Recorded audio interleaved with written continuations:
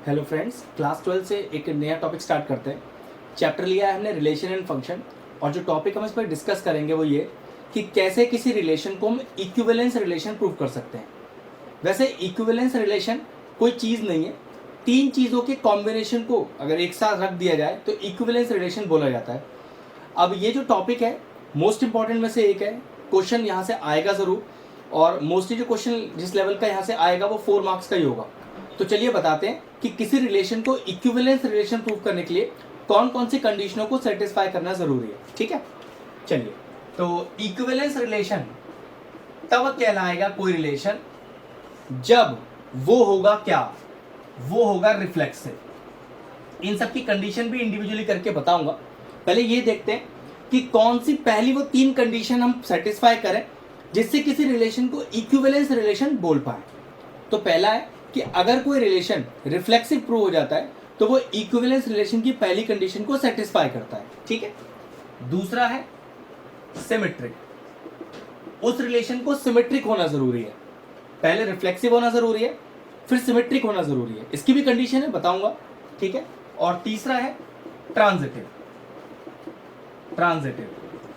और अगर कोई रिलेशन ये तीनों रिलेशन को सेटिस्फाई करे, यस प्रूव हो जाए, तो समझ जाएगा कि गिवन रिलेशन इक्विवेलेंस रिलेशन है। अब बात आती है कि भाई रिफ्लेक्सिव, सिमेट्रिक और ट्रांजिटिव की कंडीशन क्या है जिससे यस या नो प्रूव होंगे। तो चलिए बताते हैं।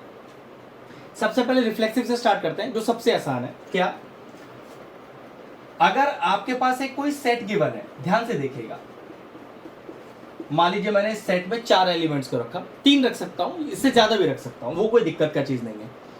अगर एक सेट है मेरे पास जिसमें मान लीजिए 4 एलिमेंट है ABCD, और वहां से एक रिलेशन आपको दिया हुआ है, रिलेशन में कुछ कॉम्बिनेशन बना के दिए हुए। चलिए मैं वो कॉम्बिनेशन बना के दिखाता हूं आपको। AA दिया हुआ है, AB दिया हुआ है, BC दिया हुआ है, CD दिया हुआ है, कुछ भी हो सकता है। ठीक है, इससे ज्यादा रिलेशन बनते हैं, लेकिन मैंने अपनी तरफ से मान लीजिए यही रिलेशन बना के दिए।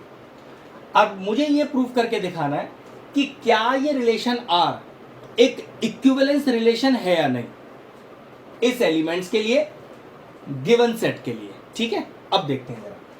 तो सबसे पहले ये R रिफ्लेक्सिव कब होगा इसका ध्यान दें।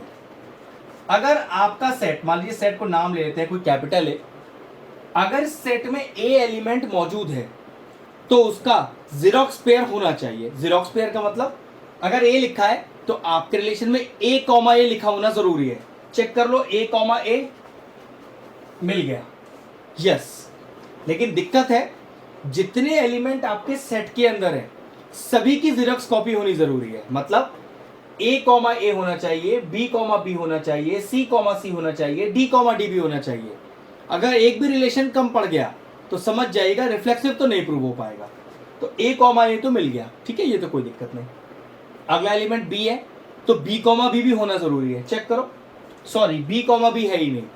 अगर एक भी बात गलत हो जाए तो फिर आगे चेक करने का जरूरत नहीं है, डायरेक्टली मैं क्या लिखूंगा, since B, B does not belongs to किसको, R को, hence the given relation is not reflexive.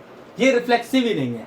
अब ये तो कंफर्म है कि ये रिलेशन इक्विवेलेंस रिलेशन प्रूव नहीं हो सकता क्योंकि पहली कंडीशन ही नो हो गई है। लेकिन मैं आपको यहां पर तीनों ही प्रूव करके दिखाऊंगा, क्योंकि आगे आने वाले क्वेश्चन वर्ड प्रॉब्लम्स है, वहां पर आपको कंडीशन काफी इंपॉर्टेंट रहेंगी सीखना।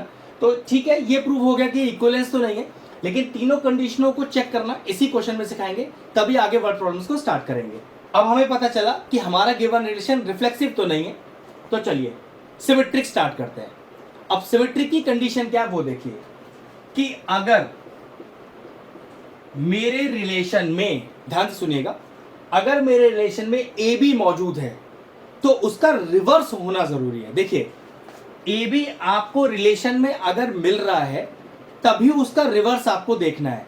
मान लीजिए AB ही नहीं है रिलेशन में तो BA चेक नहीं किया जाएगा। और याद रखिएगा ये AB या BA हम उन्हीं एलिमेंट्स की बात कर रहे हैं जो यहां पर दिए होंगे। अगर हम बात करें E, F तो मेरे सेट के अंदर ही नहीं है, तो इस E, F का कुछ करना ही नहीं। पहली बात तो नियम तो यह है कि वो E, F का कोई रिलेशन देगा ही नहीं।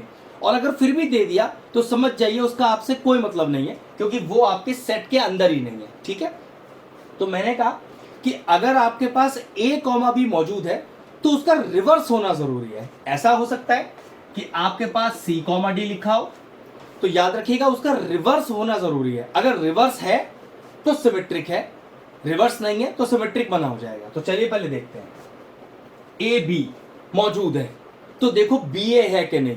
अगर बी ए है तो यस इट इज सिमेट्रिक, वरना मना कर देंगे। सॉरी, बी ए तो नहीं है तो क्या लिखेंगे कि since A B belongs to R, जो कि कंडीशन हमें क्वेश्चन में ही गिवन है, ये ढूंढनी नहीं है आपको। आपको ढूंढना क्या है, इसका रिवर्स। तो लिखोगे बट इसका रिवर्स जो है B A not belongs to R. ये आपके आर में ए बी मौजूद है लेकिन उसका रिवर्स मौजूद नहीं है, आपने मना कर दिया। Hence the given relation is not symmetric. अगर एक ही कंडीशन गलत हो गई है फिर आगे आपको अगला रिलेशन चेक करने का जरूरत ही नहीं। जैसे आपको सर BC मौजूद है तो उसका रिवर्स देख लो। मैंने आपसे क्या कहा, ये BC मौजूद है, ठीक है, आपको CB होना जरूरी था, लेकिन AB वाले से ही ये नॉन सिमेट्रिक प्रूव हो गया है, फिर आपको आगे किसी और रिलेशन को जरूरत ही नहीं है चेक करने का। एक बार गलत हुआ, फिनिश, बात खत्म। ठीक है, तो अब ना तो ये रिलेशन रिफ्लेक्सिव रहा ना ही सिमेट्रिक रहा।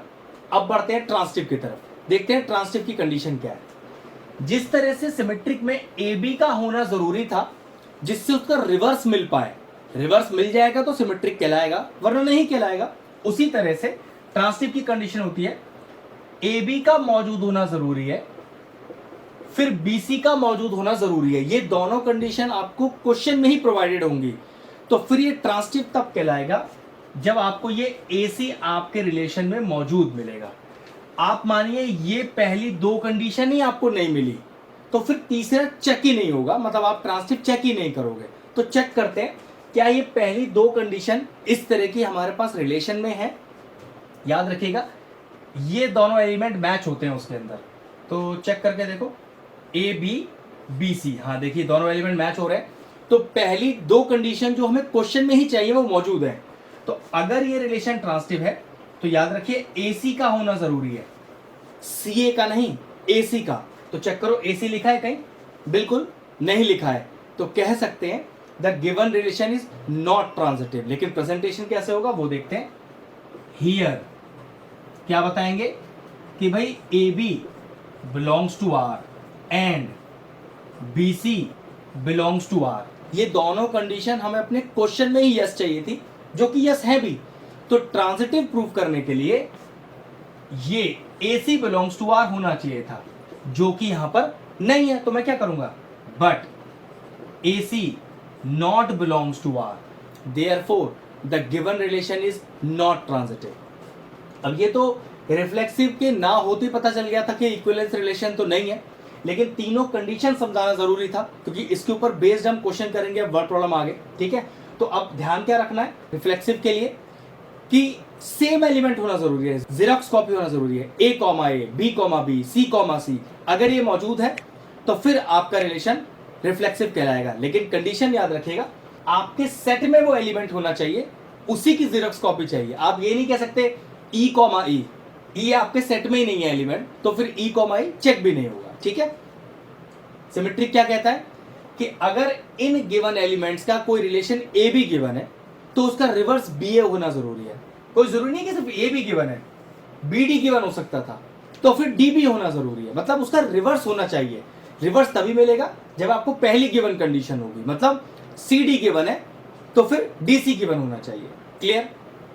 नाउ ट्रांसिटिव क्या बताया था, AB गिवन है, BC गिवन है, मतलब B एक कॉमन एलिमेंट होगा उसमें, तो फिर AC का होना जरूरी है। और तरीका देख लेते हैं, देखिए मान लीजिए BC गिवन है और CD गिवन है, देखिए ना कॉमन एलिमेंट आ गया, तो फिर ट्रांसिटिव होने के लिए इस BD का होना जरूरी था। अगर BD है तो यस इट इज ट्रांसिटिव, वरना मना कर देंगे। ये टोटल कंसेप्ट था रिफ्लेक्सिव, सिमेट्रिक और ट्रांसिटिव का। अब इसके ऊपर बेस्ड जो मैं आज क्वेश्चन करके दूंगा वो सारे 4 मार्क्स वाले होंगे। मेरा मेन पार्ट था कि आपको कंसेप्ट सिखा दिया जाए, फिर इस कंसेप्ट को वर्ड प्रॉब्लम में कैसे स्टार्ट करना है वो करते हैं। चलिए अपना पहला क्वेश्चन लेते हैं। आपके क्वेश्चन देखिए स्क्रीन पर आना शुरू हो गया होगा। मैं क्वेश्चन अपने असाइनमेंट से पढ़ता हूं, आप यहां से देखिए।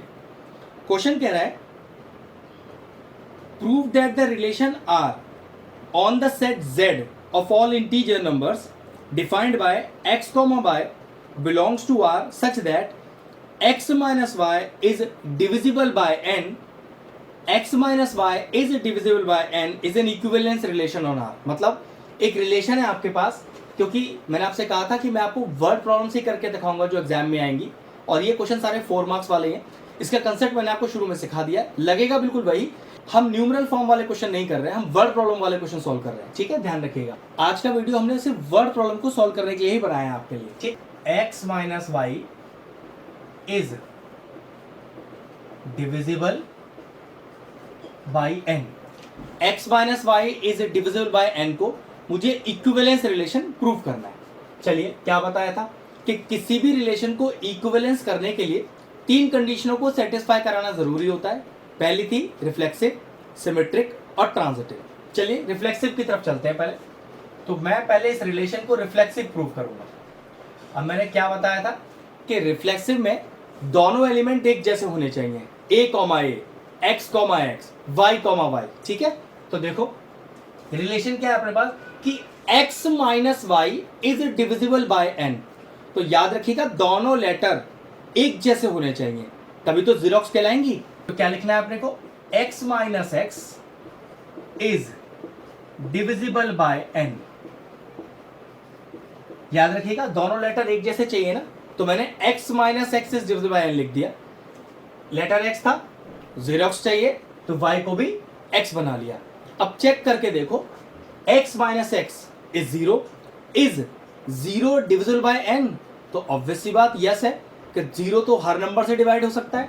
तो yes the relation r is reflexive, बस प्रूव हो गया, और कुछ नहीं करना था। तो लिखेंगे yes relation r is reflexive.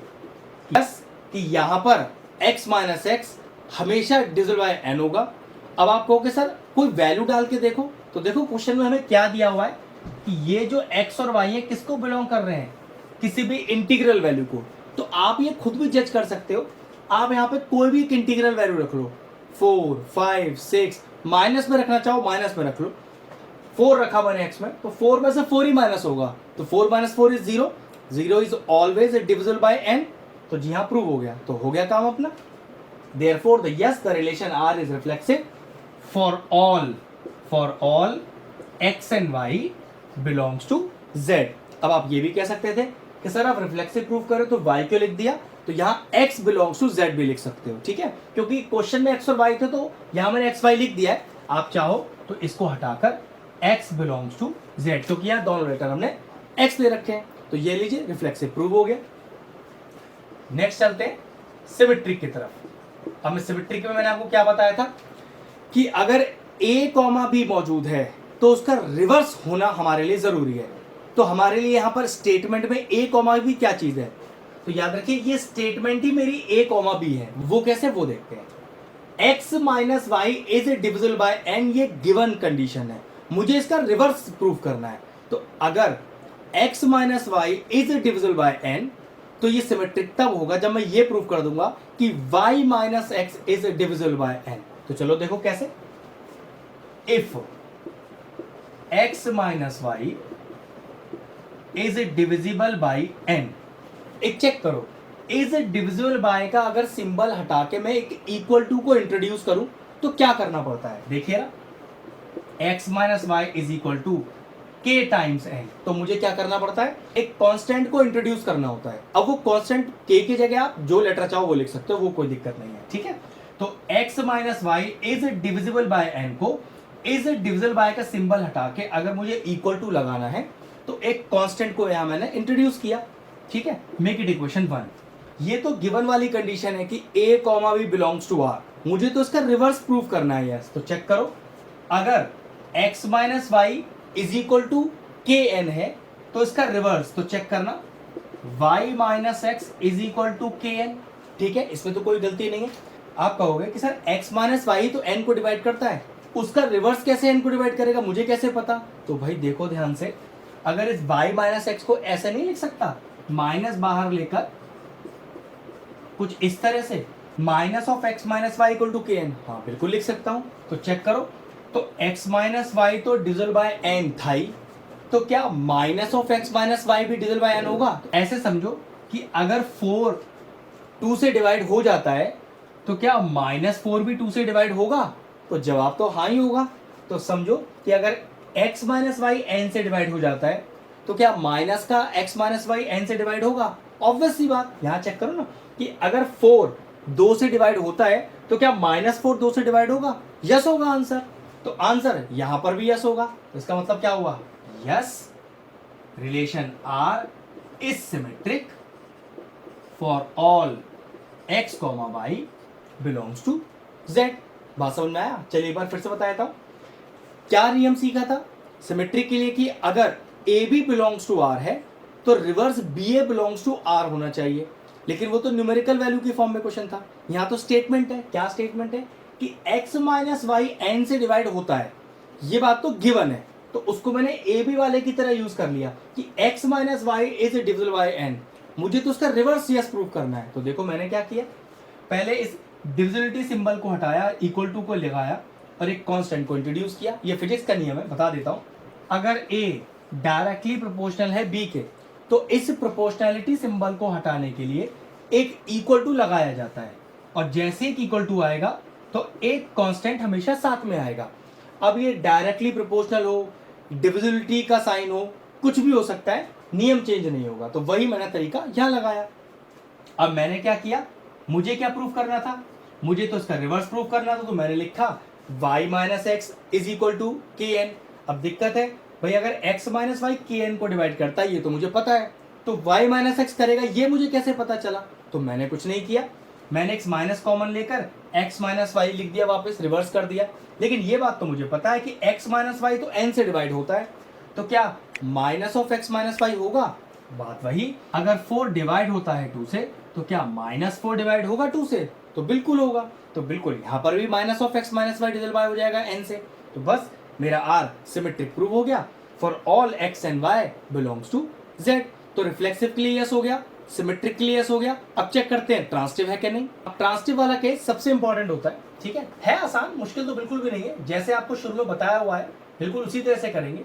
क्या बताया था मैंने? देखो आपको कि A B belongs to R and B C belongs to R. ये दोनों कंडीशन पहले क्वेश्चन में ही यस होनी चाहिए, तभी हमें क्या मिलेगा? अगर यस है, ट्रांसिटिव है, ए सी बिलोंग्स टू आर, तो हमें ए सी बिलोंग्स टू आर मिल जाना चाहिए।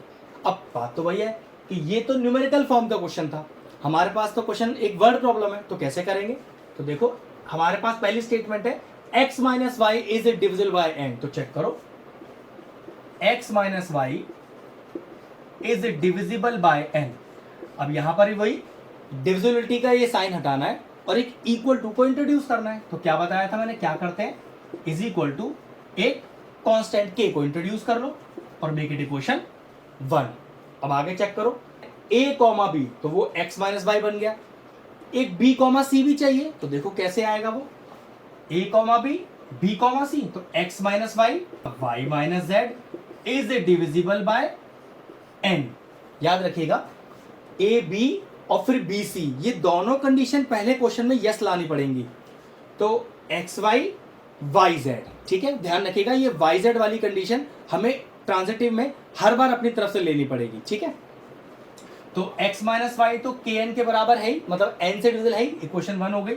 अगर y minus Z is divisible by n, तो इसे डिविजिबिलिटी का साइन हटाकर इक्वल टू लगाना है फिर से।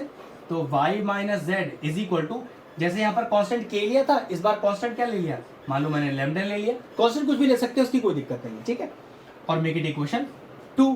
लेकिन ये दोनों कंडीशन तो क्वेश्चन में ही यस है, आपको ट्रांसटिव करने के लिए तो तीसरी कंडीशन का यस होना जरूरी है। तो चेक करो कैसे आएगा, दोनों इक्वेशन को ऐड कर लो, ऐड इक्वेशन 1 एंड 2। याद रखिएगा ये तीसरी कंडीशन आ जानी चाहिए, बिल्कुल आएगी, चेक करते हैं।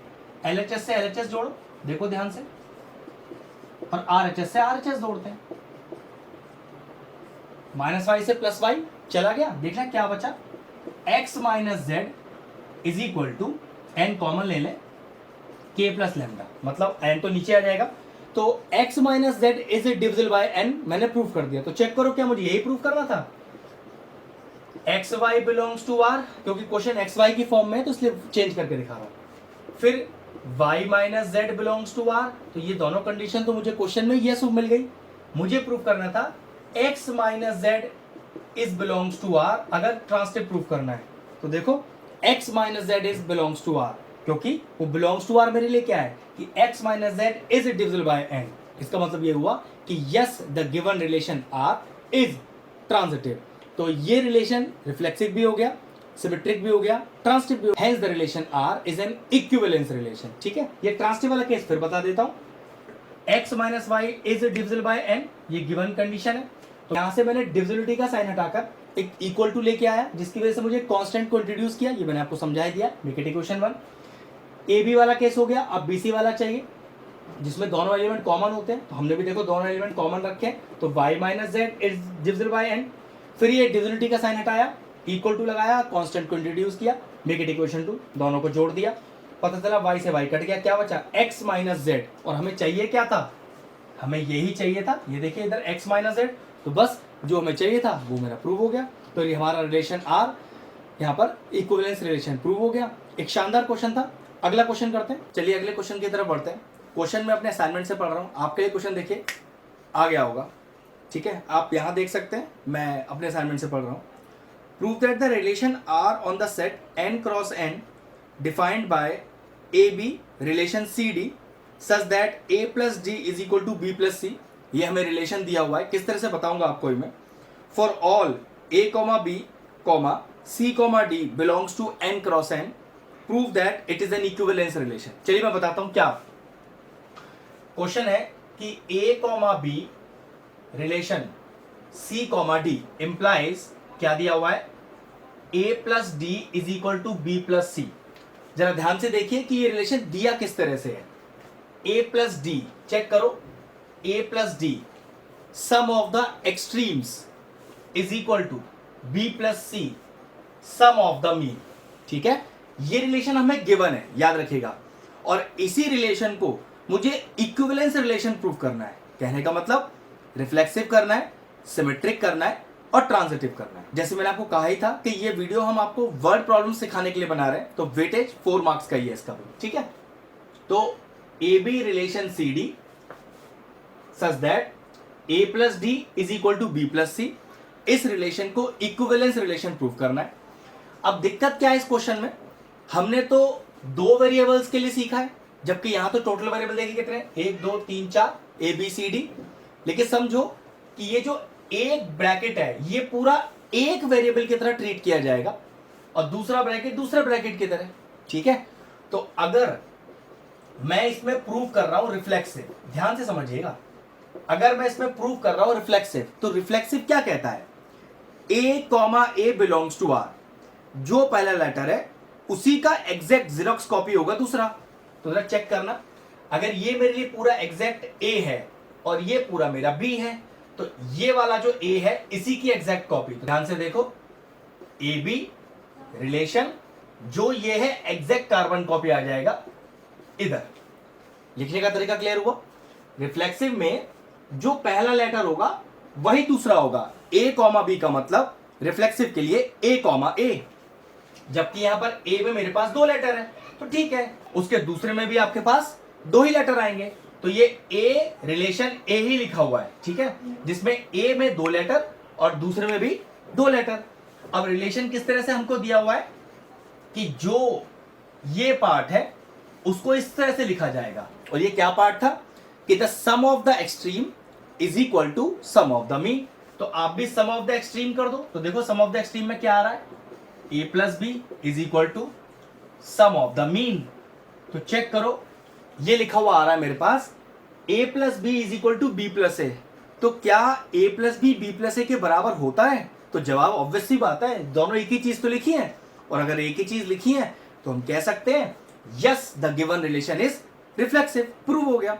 फिर समझ लेते हैं, जिस तरह से a रिलेशन b होता है, यहां पहले a में 2 लेटर है, फिर यहां b में भी 2 लेटर है, लेकिन रिफ्लेक्सिव क्या कहता है, कि पहला लेटर ही दूसरी बार में रिपीट होता है, क्योंकि पहले केस में ही 2 लेटर है, तो उसी को मैंने रिपीट किया और रिलेशन दिया किस तरह से है, sum of the extremes is equal to sum of the mean, बिल्कुल वो यहां लगाया, sum of the extremes is equal to sum of the mean, तो a plus B is equal to B plus A, और a plus B is equal to B plus A, obviously बात yes है भाई, a plus B और b plus A एक ही चीज तो लिखी है, तो ये शो करता है कि yes the given relation R is reflexive, prove हो गया, बस लिख देंगे यस आर इज रिफ्लेक्सिव। ठीक, अब आते हैं सिमेट्रिक की तरफ। अब सिमेट्रिक वाला पार्ट थोड़ा सा यहां पर ट्विस्टेड है, वही थोड़ा समझने का पार्ट है। ट्रांजिटिव तो आपको एक बारी में समझ में आ जाएगा, लेकिन सिमेट्रिक में थोड़ा सा दिमाग लगाना है। अब सिमेट्रिक क्या कहता है कि अगर A B belongs to R, जो कि क्वेश्चन में गिवन है, पहले से ही प्रूव्ड क्वांटिटी है कि A B belongs to R, तो सिमेट्रिक कहता है भाई इसका रिवर्स मतलब B A belongs to R होना चाहिए। अब क्वेश्चन में एक प्रॉब्लम है, यहां 2 लेटर तो है नहीं, 4 लेटर है, तो कोई प्रॉब्लम नहीं, करने का तरीका तो बिल्कुल वही होगा। ध्यान से देखिए, A B relation C D, और मैंने क्या कहा था शुरू में, सिमेट्रिक का जो पहला केस होता है वो क्वेश्चन में ही हमें यस करके दिया होता है, तो उससे तो घबराने की जरूरत नहीं है, आपको उसका रिवर्स यस प्रूव करना है। तो देखो कैसे आएगा, पहले गिवन केस लिखते हैं, ए रिलेशन बी, जो कि ए बी और सी डी की फॉर्म में है, और ये रिलेशन किस तरह से दिया हुआ है, sum of the extreme is equal to sum of the mean, तो करो sum of the extreme, A plus D is equal to B plus C. अब ये तो यस वाला केस पहले से है, ये तो क्वेश्चन में ही गिवन है एक तरह से, सिमेट्रिक के लिए इसका रिवर्स यस प्रूव करना है। अब समझने वाली बात क्या है वो देखते हैं, क्योंकि हमें पहले ही पता है कि इसका रिवर्स मेरा आंसर है, तो सोचो मेरा आंसर क्या आना चाहिए, मेरा आंसर आना चाहिए C D relation A B, भाई यही तो रिवर्स होगा। तो आप सोच के देखो कि C D relation A B मैं कब लिख सकता हूं, मतलब ऐसा मेरे पास कौन सा एक्सप्रेशन लिखा हुआ आ जाए जिसको मैं C B R A B लिख सकता हूं, मतलब मैं इसको रिवर्स करके लिख दूं, लेकिन कब, ऐसा क्या रिलेशन आ जाए। तो चेक करो मुझे क्या चाहिए आंसर में। अब मैं जो बता रहा हूं वो रफ का पार्ट है, इसको रफ में ही पहले देख सकते हो आप। देखो मुझे यही तो चाहिए आंसर में, C D relation A B, लेकिन इस C D relation A B कब लिखा हुआ आएगा ये तो चेक कर लो, लगाओ नियम, sum of the extreme is equal to sum of the mean, मतलब जब मेरे पास c plus B is equal to D plus A लिखा आएगा यहां पर, तो मैं डायरेक्टली रिवर्स लिख दूंगा, यही तो मतलब है, क्योंकि मैंने तो अपना रफ में सॉल्व कर लिया ना कि C D relation A B कब आएगा, जब लिखा होगा c प्लस बी बराबर डी प्लस ए। तो चेक करो क्या मैं यहां पर ये रिलेशन बना सकता हूं, तो चेक करके देखते हैं। c प्लस बी लिखा हुआ चाहिए, भाई देखो यार b प्लस सी लिखा है, तो क्या b प्लस सी को c प्लस बी लिख दूं, हाँ बिल्कुल लिख देता हूं, इसको थोड़ा सा इधर ले आइए और c प्लस बी लिख दीजिए इज इक्वल टू, दूसरा टर्म क्या चाहिए d प्लस ए, तो चेक करो ये a प्लस डी तो लिखा है, तो a प्लस डी को मैंने d प्लस ए लिख दिया, क्या फर्क पड़ा भाई, ये स्टेप और ये स्टेप में कोई चेंज तो हुआ नहीं, मतलब ये हुआ सिमेट्रिक का जो यस वाला केस था उसमें से ही हमें अपना रिवर्स केस निकालना है, लेकिन कैसे आएगा वो आप अपने रफ में ही पहले सॉल्व कर सकते हो। अब समझो आपने b प्लस सी को तो c प्लस बी लिख दिया, मतलब कोई चेंज नहीं किया, is equal to a plus D को d प्लस ए लिख दिया, कहने का मतलब तो यहां पर भी कोई चेंज नहीं किया, और ये लिखा हुआ आएगा तो आप क्या लिख सकते थे, आप डायरेक्टली लिख सकते थे C D relation A B. Check कर लेते हैं, sum of the extreme c plus B, देखो वही लिखा है, is equal to D plus A, देखो वही लिखा है, इसका मतलब क्या, हमारा सिमेट्रिक प्रूव हो गया। इन पर्टिकुलर केसेस में जहां पर 4 एलिमेंट होते हैं वहां पर सिमेट्रिक वाले केस में आप अपना जो गिवन पार्ट होता है उससे जो प्रूफ करके लाना होता है उसे रफ में कहीं सॉल्व कर लो, ठीक है, वो एक्सप्रेशन देख लो जो आपको आपका फाइनल आंसर देगा, और वो पक्की बात है वो एक्सप्रेशन गिवन एक्सप्रेशन में से ही एक्सट्रैक्ट कर लिया जाएगा, बस हल्के से थोड़े से चेंजेस करने पर, ठीक है। तो एक तरह से सिमेट्रिक यहां पर फिनिश हो गया। आपको प्रूव करना था ए बी रिलेशन आर, आपको गिवन था ए बी रिलेशन, आपको गिवन था ए रिलेशन बी, मैंने प्रूव कर दिया बी रिलेशन ए, ये लीजिए, तो लिखेंगे देयरफॉर या hence relation R is symmetric. बस यही एक ट्विस्टेड केस था जहां थोड़ा सा आपको ध्यान रखना था। अब मैं जो ट्रांसटिव बताऊंगा बस आप स्टेप देखिए, अपने आप आपको समझ में आ जाएगा, मतलब कोई ट्विस्ट ही नहीं है करने में। और अगर तीनों यस हो जाएंगे तो yes it is an equivalence relation, और अगर ट्रांसटिव वाला केस यस नहीं हुआ तो मना कर देंगे। चलिए अब ट्रांसटिव करते हैं। चलिए अब करते हैं ट्रांजिटिव। अब ट्रांजिटिव वैसे हमें क्या कहता है? ट्रांजिटिव कहता है A B belongs to R, B C belongs to R, then A C belongs to R. ठीक है, लेकिन ये तो 2 डिजिट वाले या ए बी वाले केस के लिए या तो 4 लेटर है ना, तो कैसे करेंगे? बहुत आसान, ध्यान से देखना। पहले 2 केस तो क्वेश्चन में यस होंगे, तो पहले वो दोनों यस वाले केस निकाल लेते हैं। देखो जरा ध्यान से, A B relation C D, ये यस है। ठीक है, ध्यान रखिएगा। कैसे? Sum of the extreme A plus D is equal to B plus C, make it equation 1। अब क्योंकि हम ट्रांजिटिव कर रहे हैं तो कैसे लिखेंगे आगे? C D relation E F. ध्यान रखिएगा, हमेशा जो ट्रांजिटिव वाला केस होता है उसमें एक वेरिएबल हमें नया इंट्रोड्यूस करना पड़ता है, लेकिन क्योंकि यहाँ केस ही 4 लेटर वाला है तो एक की जगह यहां पर 2 लेटर इंट्रोड्यूस होंगे। अगर ये केस होता ए रिलेशन बी और बी रिलेशन सी, तो सी इंट्रोड्यूस हो गया। क्योंकि 4 लेटर वाला केस है तो ध्यान रखो ए बी सी डी और फिर ई एफ, ये ई और एफ दोनों ही नए इंट्रोड्यूस होंगे। और ये हर क्वेश्चन में होगा ट्रांजिटिव वाले केस में, जहां पर 4 लेटर इस तरह से दिए होंगे। मैं जो अगला क्वेश्चन आपको करके दिखाऊंगा वो भी इसी लेवल का वर्ड प्रॉब्लम 4 नंबर वाला है, तो उसमें भी मैं इसी तरह के स्टेप्स को यूज करूंगा, तो आपको और बेहतर क्लियर हो जाएगा। मैं ये तरीका इस क्वेश्चन के लिए नहीं, इस टाइप के हर क्वेश्चन के लिए अप्लाई कर सकता हूं। ध्यान रखिएगा, ट्रांजिटिव में एक नया लेटर इंट्रोड्यूस करना है, क्योंकि यहां 2 लेटर का खेल नहीं चल रहा, इसलिए मुझे एक नहीं 2 लेटर को इंट्रोड्यूस करना पड़ेगा। ए बी के साथ सी डी, तो सी डी के साथ ई एफ। ठीक है, नियम वही लगाइए, sum of the extreme C plus F is equal to sum of the mean, और मेक इट इक्वेशन 2। अब सोचो हमारा आंसर क्या चाहिए अपने को? A relation B, B relation C, तो हमें यही चाहिए होता है अपने आंसर में। अब भी यही चाहिए, बस 4 लेटर वाला केस है। तो देखो A B relation C D relation E F, तो अपने को आंसर में चाहिए A B relation E F. बड़े आसानी से आएगा। देखो add equation 1 and 2, add equation 1 and 2, तो एलएचएस को एलएचएस से जोड़ो, आरएचएस को आरएचएस से जोड़ो। A plus D plus C plus F, B plus C plus D plus E. Check करो कुछ टर्म्स कैंसिल आउट हो रहे हैं, तो चेक कर लेते हैं। सी से सी कैंसिल हो गया और डी से डी कैंसिल हो गया। हमारे पास लिखा हुआ है A plus F is equal to B plus E. A plus F is equal to B plus E क्या डिनोट कर रहा है? चलो चेक कर लेते हैं। हमें अपने आंसर में A B relation E F लिखा हुआ चाहिए, लेकिन सोचो ये A B relation E F कब लिखा आएगा? अगर आपके पास लिखा होगा सम ऑफ द एक्सट्रीम करो, A plus F is equal to B plus E, अगर ये लिखा हुआ आ जाए तो आप डायरेक्टली अपना ये आंसर लिख सकते हो। ए प्लस एफ देखो लिखा आ चुका है, बी प्लस ई देखो लिखा आ चुका है। ये रफ का पार्ट है, इसको आपको पेपर में नहीं दिखाना, लेकिन आप खुद चेक कर सकते हो क्या वो एक्सप्रेशन लिखा हुआ आ गया जिससे मुझे अपना फाइनल आंसर लिखना है। तो जवाब है यस, बिल्कुल आ गया। तो क्या लिख दूं डायरेक्ट यहां पर? A B relation E F, hence relation R is transitive. तो ये लीजिए, रिलेशन ट्रांजिटिव भी प्रूव हो गया। क्या लिखना है? Since the relation satisfy all the 3 relations, कौन कौन से?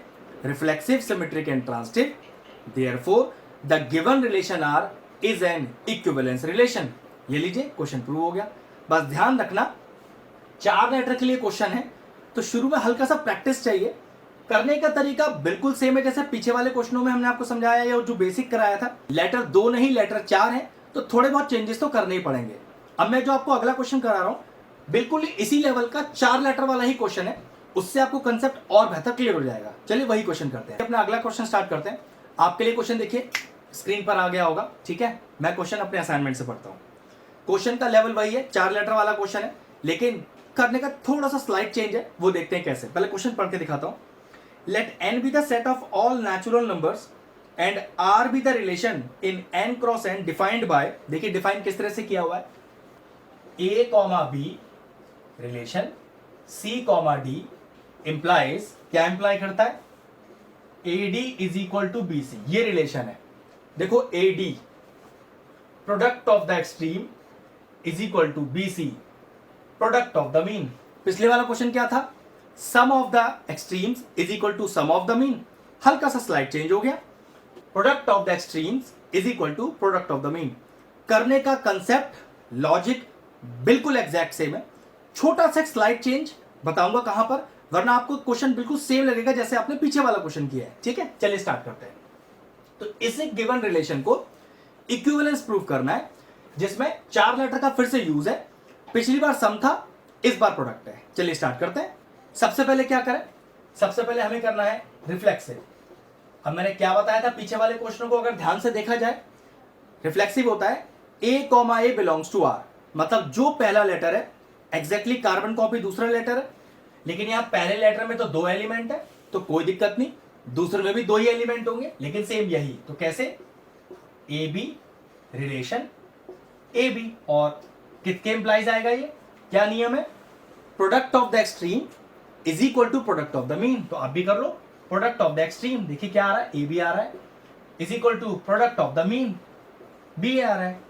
तो क्या A B is equal to B A B और बी ए बराबर ही तो होते हैं, इसका मतलब क्या हुआ कि yes the given relation R is reflexive. बस लिख दीजिए रिलेशन आर इज रिफ्लेक्सिव।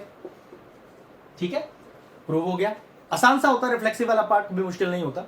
दिक्कत होता है सिमेट्रिक वाले पार्ट में, क्योंकि वो आपको रफ में पहले सॉल्व करके देखना पड़ता है कि जिस तरह का एक्सप्रेशन आपको चाहिए उसमें एक्सप्रेशन क्या लिखा हो। ठीक है, फिर से बताऊंगा। चलिए सिमेट्रिक की बात करते हैं।